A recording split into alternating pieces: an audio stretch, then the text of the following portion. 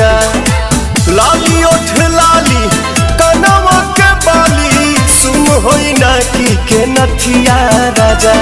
जनी जा कमाए कलकतिया राजा मारली सवतिया मतिया राजा। जनी जा कमाए कलकतिया राजा मारली सवतिया मतिया राजा।